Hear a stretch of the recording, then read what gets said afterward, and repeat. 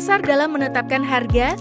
Pasar adalah sebuah mekanisme yang dapat mempertahankan pihak penjual dan pembeli untuk melakukan transaksi atas barang dan jasa, baik dalam bentuk produksi maupun penentuan harga. Syarat utama terbentuknya pasar adalah adanya pertemuan antara pihak penjual dan pembeli, baik dalam satu tempat ataupun dalam tempat yang berbeda. Dalam sistem kapitalisme, pasar mempunyai peran utama dalam menggerakkan roda kehidupan ekonomi. Fluktuasi harga yang ada di dalamnya menunjukkan dinamika kehidupan ekonomi yang pada akhirnya dapat dijadikan sandaran untuk mengambil keputusan. Pasar merupakan elemen ekonomi yang dapat mewujudkan kemaslahatan dan kesejahteraan hidup manusia. Selain itu, pasar merupakan langkah dan kegiatan ekonomi yang diambil oleh seorang individu untuk mencapai sebuah kemaslahatan, mencerminkan kemaslahatan bagi masyarakat. Dengan alasan kemaslahatan yang ingin dicapai oleh individu sebenarnya merefleksikan kemaslahatan masyarakat. Pasar dalam mengalokasikan sumber ekonomi. Dalam mekanisme pasar kapitalisme, pelaku pasar termotivasi atas nilai-nilai materialisme dan kecintaan terhadap sebuah komoditas. Dalam sistem ekonomi Islam, pasar yang ada bersandarkan atas etika dan nilai-nilai syariah, baik dalam bentuk perintah, larangan, anjuran, ataupun himbauan.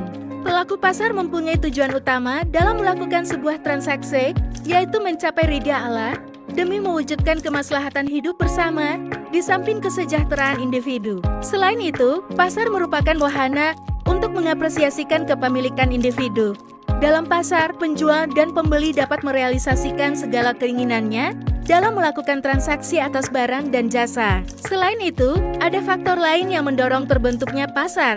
Meraih keuntungan profit merupakan faktor dominan bagi terbentuknya mekanisme pasar, seperti halnya investasi yang dilakukan oleh pelaku ekonomi dalam mewujudkan kesejahteraan hidup manusia. Etika transaksi dalam pasar untuk menjaga hak-hak pelaku pasar, penjual, pembeli, dan menghindarkan transaksi yang menyebabkan distorsi dalam pasar serta mendorong pasar untuk mewujudkan dialektika kemaslahatan individu maupun masyarakat. Dibutuhkan suatu aturan dan kaidah-kaidah umum yang dapat dijadikan sebagai sandaran. Satu, adil dalam takaran dan timbangan. Hal tersebut dimaksudkan untuk menghindari praktek kecurangan yang dapat mengakibatkan kezaliman bagi suatu pihak. 2. Larangan mengkonsumsi ribawi. Syariah Islam melarang pengkonsumsian dan pemberdayaan ribawi. Allah mengancam akan memberikan siksaan yang pedih bagi orang yang mengkonsumsi maupun yang memberdayakan ribawi. 3. Kejujuran dalam bertransaksi. Syariah Islam sangat konsen terhadap anjuran dalam berpegang teguh terhadap nilai-nilai kejujuran dalam bertransaksi bermuamalah, seperti penjelasan penjual atas cacat barang yang dijual, memberikan hak kepada pembeli untuk mengembalikan barang ketika terdapat kerusakan, memberikan hak untuk membatalkan transaksi ketika ditemukan kerusakan yang dapat mengurangi nilai intrinsik sebuah komoditas, serta memberikan kebebasan dalam memilih. 4. Larangan bai najash. Bai najash adalah transaksi jual beli di mana si penjual menyuruh orang lain memuji barangnya atau menawar dengan harga tinggi agar orang lain tertarik bila untuk membeli. 5. Larangan talaki al-wafidain.